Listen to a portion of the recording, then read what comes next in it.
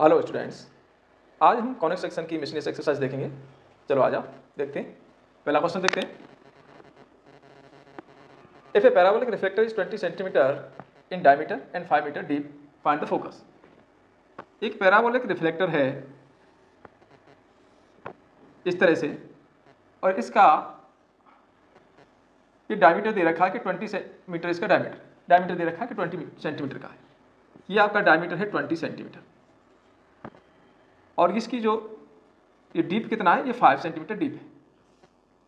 अब ये पूरा आपका 20 है तो आधा 10 रह गया, तो यहाँ से लेकर M से लेकर P तक का जो डिस्टेंस है वो ये आपका 10 है। तो यहाँ से समझें कि इस P के जो कोऑर्डिनेट है 5 इधर और 10 इधर, 5, 10 हो गए। अब ये बन कहाँ रहा है, ये एक्स एक्सिस पे बन रहा है। तो इस तरह की पैराबोला का जो इक्वेशन होता है वो ऐसे होता है, y square is equal to 4x। ये पैराबोला हो गया। इस पैराबोला के ऊपर ये पॉइंट लाई कर रहा है, तो P 5, 10 लाई ऑन पैराबोला। कहाँ पर लाई कर रहा है? पैराबोला पे लाई कर रहा है। तो ये जो पॉइंट है इसको सेटिस्फाई करेगा, सेटिस्फाई करा दे। तो 10 square is equal to 4a into 5। यहाँ से हम a निकाल देंगे, 10 का स्क्वायर 100 हो गया, ये 20 हो गया, कैंसिल हो गया 5। अब इस वाले पैराबोला का जो फोकस होगा, ये फोकस की बात कर रहा है, फोकस क्या होगा, a0 होगा। a हमने कितना निकाला 5, तो 5,0 हो गया। तो फोकस कहाँ पर है? 5,0 पर है। कहाँ है ये? डायमीटर के, ये जो पॉइंट है आपका डायमीटर का मिड पॉइंट है। तो फोकस क्या है? Focus is the mid point of diameter. तो इस तरह से हम इसका फोकस निकाल देंगे। नेक्स्ट क्वेश्चन देखें।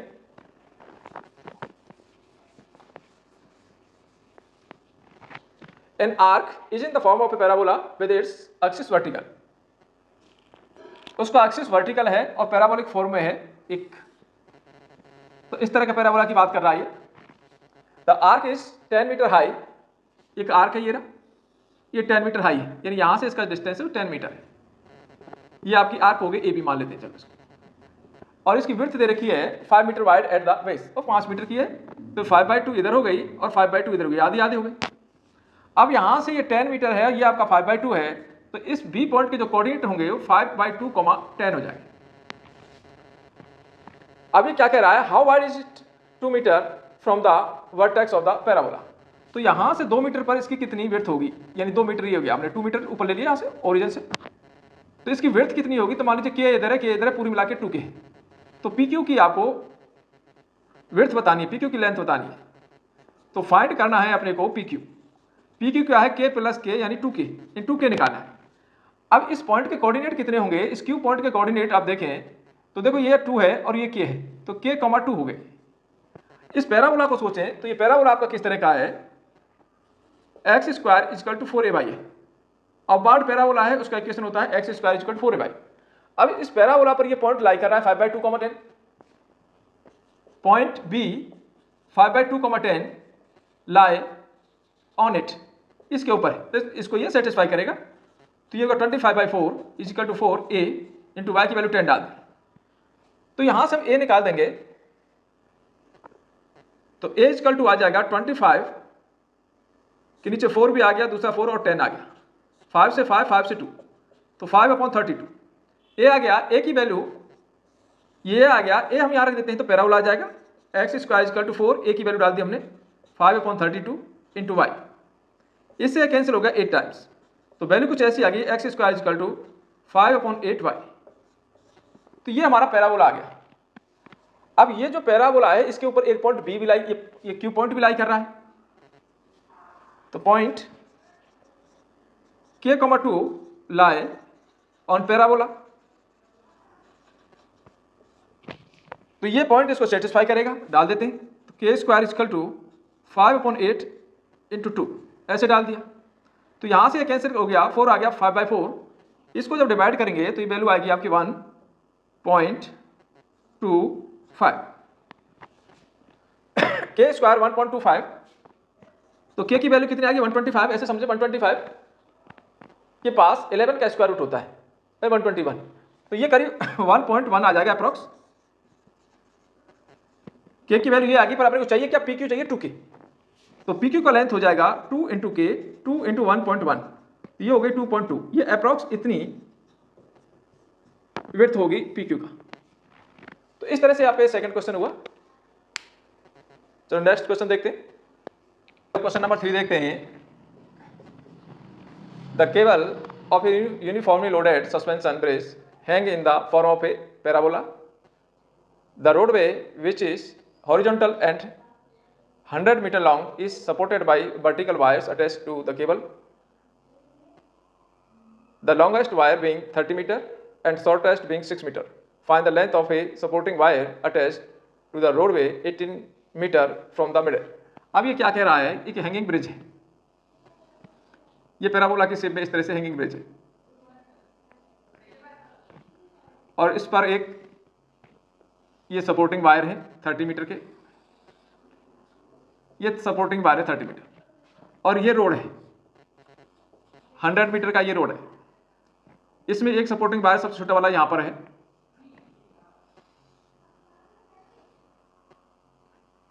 ये 6 मीटर का है। अब ये क्या कह रहा है? मान लीजिए हम एक्स एक्सिस और वाई एक्सिस यहां पर मान लेते हैं, ये एक्स एक्सिस कर देते हैं इधर और ये वाई एक्सिस कर देते हैं। तो इतना 100 था, तो ये वाला आपका 50 मीटर रह गया। अब ये 30 था, ये इसमें से 6 गया, तो ये वाली जो वैल्यू रह गई आपकी 6 कम कर दो 24 रह गई, और ये जो विड्थ है आपकी 50 रह गई। अब ये क्या कह रहा है कि यहां से मिडिल से 18 मीटर पर इसकी हाइट क्या होगी, यानी ये वाली हाइट बताना है कि ये मान लीजिए के होगी कितना, ये 18 मीटर पर, ये 18 मीटर पर इसकी हाइट क्या होगी, तो इसके कोऑर्डिनेट क्या हो गए 18, के हो गए। अच्छा, यहाँ हमने ओरिजिन मान लिया, तो यहाँ से ये डिस्टेंस आपकी 50 है और ये डिस्टेंस 24 है, तो इसके कोऑर्डिनेट इस पी पॉइंट के कोऑर्डिनेट हो गए 50, 24। अब ये यहाँ से डिस्टेंस ये के हो गई, तो पूरी डिस्टेंस क्या होगी, टोटल डिस्टेंस निकालनी है अपने को। तो टोटल डिस्टेंस यहाँ से आ जाएगी के प्लस 6, तो के प्लस 6 ये फाइंड करना है, ये अपने को फाइंड करनी है। अब आपको सोचना ये है कि ये पैराबोला बनना है, ये अपवार्ड पैराबोला बनना है, तो इसका इक्वेशन क्या होता है, इसका इक्वेशन होता है x² 4ay, ये इसका इक्वेशन। अब इस पैराबोला पर पी पॉइंट लाई कर रहा है, पॉइंट 50, 24 लाई ऑन इट, इसके ऊपर है, डाल देते हैं। तो इसका जब स्क्वायर करेंगे तो ये आ गया 2500 is equal to 4a into y की वैल्यू होगी 24। तो ए की वैल्यू हम यहां से निकाल देंगे 2500 अपॉन 4 इंटू 24, तो इससे कैंसिल हो जाएगा, 4 6 जा 10, 4 2 जा 20, 4 5 जा 20, तो ये आ गया। तो ये हमारी ए की वैल्यू आ गई, ए की वैल्यू आ गई, तो ये वैल्यू यहां रख देते हैं। तो पैराबोला का इक्वेशन हो गया x² 4, ए की वैल्यू हो गई 625 अपॉन 24 इंटू वाई, इससे कैंसिल हो गया 6 टाइम्स, तो x² हो गया 625 अपॉन 6 इंटू वाई। तो ये पैराबोला आ गया हमारा। अब ये पैराबोला आ गया, इस पैराबोला के ऊपर ये पॉइंट भी है, ये कोई पॉइंट मान लेते हैं, एल पॉइंट है। एल क्या है, 18, के, एल 18, के लाई ऑन पैराबोला। ये पैराबोला पर है, तो पैराबोला को सेटिस्फाई करेगा, डाल देते हैं इसमें, 18, के डाल दिया मैंने इसमें। तो 18 डालेंगे तो 18 का स्क्वायर 324 हो गया, is equal to 625 by 6 into y. Y क्या है की, मल्टीप्लाई कर देते हैं इसको, तो के इज इक्वल टू जाएगा 324 इंटू 6 अपॉन 625। मल्टीप्लाई करें, 6 4 जा 24, 12 14 और 18 90, ये क्या 625। इससे डिवाइड करेंगे इसको, तो जो के की वैल्यू यहां से आ जाएगी,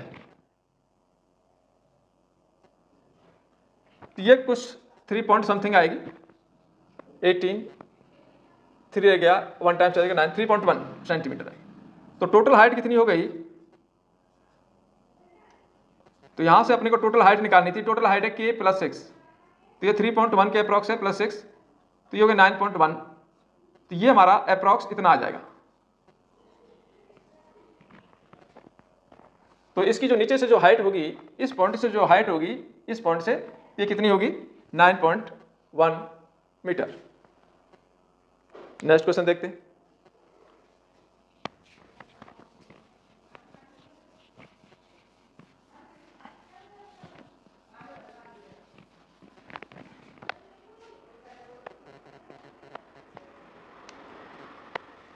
Question number 4. An arc is in the form of a semi-ellipse. It is 8 meter wide and 2 meter high at the center. एक सेमी वर्टिकल एलिप्स है, आधा बना हुआ है, इधर वाला नहीं है। ये कितना है? ये पूरा 8 मीटर है और 2 मीटर ये है इसका। An arc is in the form of a semi-ellipse. It is 8 meter wide and 2 meter high at the center. Find the height of the arc at a point 1.5 meter from one end.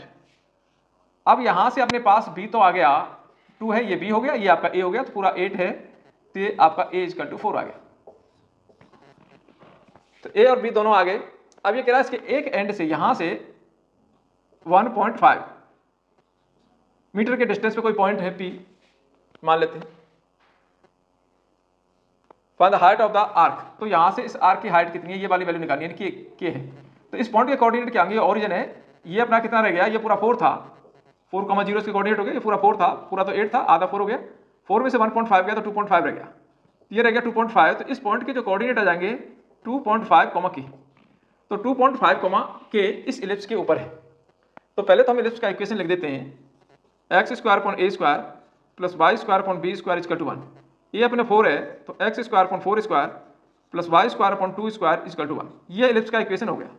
अब इस ellipse के ऊपर ये point लाई कर रहा है p 2.5 के लाई on it, इसके ऊपर है, तो इसको सेटिस्फाई करेगा, डाल देते हैं इसमें। तो 2.5 डालोगे यहाँ पर, तो ये 6.25 upon 60 plus y square upon 4 equal to 1। इसको हम सॉल्व कर देते हैं। तो y की वैल्यू यहाँ पर k है, k स्क्वायर हो गया, ये k स्क्वायर की वैल्यू निकालनी है, तो यहाँ से k स्क्वायर आ गया हमारा 1 माइनस 6.25 अपॉन 16, और इसके नीचे 4 है, 4 को बाद में ले जाएंगे, सॉल्व कर दें। 16 में से 6.25 गया तो 9.75 बच गया अपॉन 16। 4 को ऊपर मल्टीप्लाई कर दो, तो 4 से ये 4 कैंसिल हो जाएगा आपका 4 टाइम्स, तो k स्क्वायर इक्वल टू आ गया, इसको हम डिवाइड कर देते हैं 4 से, 4 2 जा 8, 1 7 रह गया, 4 6 जा 4 4 जा 1 5 3। तो इसका अगर रूट निकालेंगे तो ये करीब 1.5 से आगे आएगा, कुछ अप्रॉक्स इतना आएगा, क्योंकि 15 का 225 होता है, 16 का 256 होता है, तो उसके बीच में है। तो k की वैल्यू 1.5 के आसपास है। तो इसकी हाइट कितनी हो गई? 1.5। कहाँ से? इस एक्सिस से। तो ये अपने को निकालना था एक्स एक्सिस से। नेक्स्ट क्वेश्चन देखें।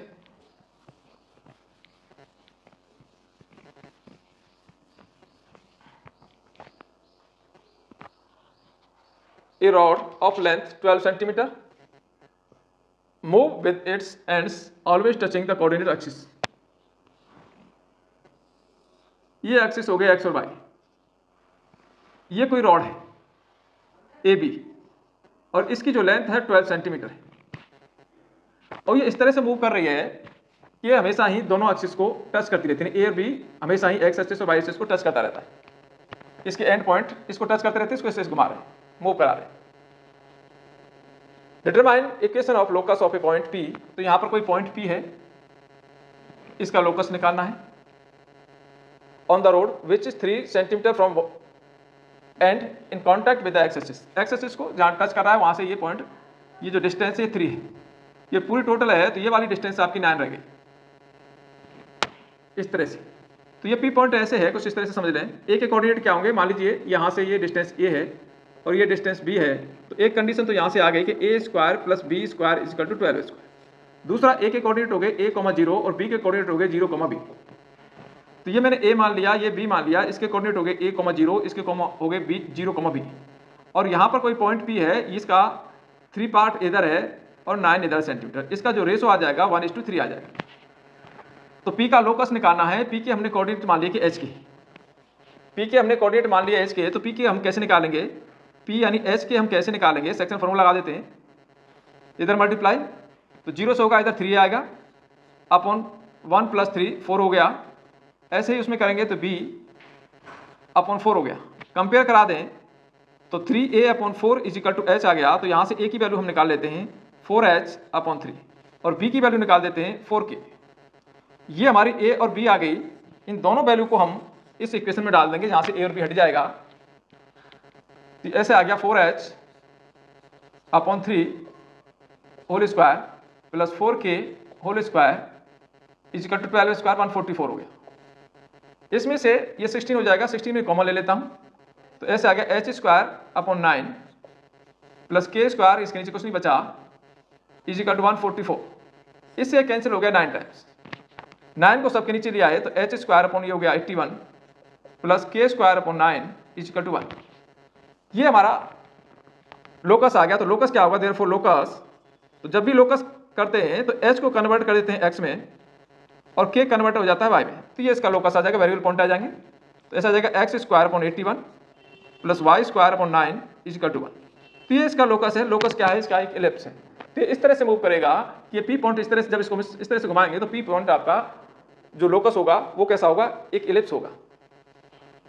देखिए नेक्स्ट क्वेश्चन देखते हैं, question 6। Find area of triangle formed by the lines joining the vertex of the parabola x² equal to 12y।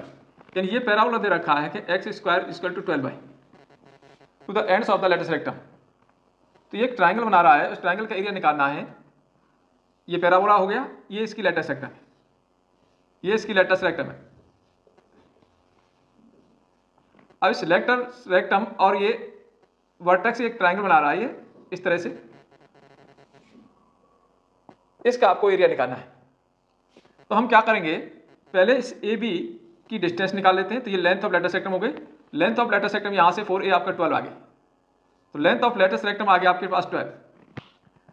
अब ये बेस तो आ गया ट्रायंगल का, ये हाइट और चाहिए, O से लेके M तक का डिस्टेंस चाहिए। अब यहां से ये डिस्टेंस आपकी मान लीजिए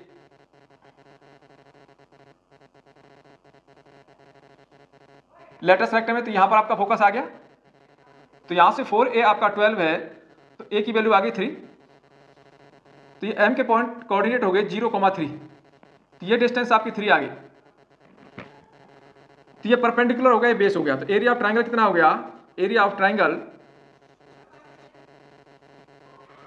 हाफ बेस, बेस AB है और हाइट आपका OM हो गया। तो हाफ बेस कितना है 12 और हाइट है 3, इससे कैंसिल 6 टाइम्स कैंसिल हो जाएगी। तो ये आ गया आपका 18। तो ये हमारा इतने सेंटीमीटर या जो भी है वो एरिया हो गया, स्क्वायर सेंटीमीटर, स्क्वायर यूनिट। केवल इसमें अपने को फिगर को ही समझना था, बाकी क्वेश्चन में ऐसा कुछ खास था नहीं। नेक्स्ट क्वेश्चन देखते हैं। A man running a race course note that the sum of the distance from the flag post from him is always 10 and distance between flag post is 8. Find the equation of post traced by the man. अब ये क्या कह रहा है कि दो fix point हैं। एक फिक्स पॉइंट मान लीजिए ये है और दूसरा फिक्स पॉइंट आपका ये है। इन दोनों से एक आदमी इस तरह से चलता है, इन दोनों से उसका जो डिस्टेंस है वो हमेशा ही कांस्टेंट रहता है। तो ये आप समझ गए कि इस तरह से मूव करेगा ये। अब जब एलिप्स में कहीं पर भी कोई पॉइंट लेते हैं तो ये डिस्टेंस हमेशा ही कांस्टेंट डिस्टेंस होती है। तो FP1 प्लस PF2 हमेशा ही एक कांस्टेंट आता है। ये कितना कांस्टेंट होता है, ये इसके मेजर एक्सिस के इक्वल होता है, तो 2a के बराबर होता है। तो इसने लेंथ ऑफ मेजर एक्सिस दे दिया, लेंथ ऑफ मेजर एक्सिस यहाँ पर 2a 10 हो गया। तो 2a इक्वल टू 10 है, तो a की वैल्यू यहाँ से 5 आ गई। a आपका 5 आ गया। दोनों फ्लैग पोस्ट, इसके कोऑर्डिनेट आपका C0 है, इसके माइनस C0 हो गया। तो इन दोनों के जो बीच की जो डिस्टेंस है 2c हो गई। 2c equal to 8, c equal to 4 हो गया। तो यहाँ से c की वैल्यू भी आ गई, a की वैल्यू भी आ गई। अब इन सब में ए बी सी में जो रिलेशन होता है सी स्क्वायर इक्वल टू होता है ए स्क्वायर माइनस बी स्क्वायर। तो सी स्क्वायर कितना है 16 हो गया, ए स्क्वायर 25 हो गया माइनस बी स्क्वायर। तो यहाँ से बी स्क्वायर आपका निकल के आ जाएगा 25 माइनस 16 यानी 9 आ गया। यानी बी स्क्वायर की वैल्यू आ गई और ए की वैल्यू यहाँ पर है। तो ए स्क्वायर आपका 25 आ गया तो इसका इक्वेशन क्या होगा, एलिप्स बन रहा है x square upon a square plus y square upon b square equal to 1। तो x square upon a square, a हमारा 25 है, plus y square upon b square 16 equal to 1। तो ये इसका इक्वेशन हो गया। तो इक्वेशन ऑफ इलिप्स, ये इलिप्स बनाएगा और उसका इक्वेशन होगा x square upon 25 plus y square upon 16 equal to 1। Next question देखते हैं।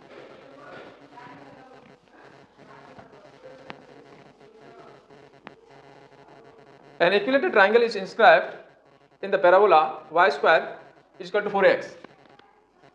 y square is equal to 4ax एक पैराबोला दे रखा है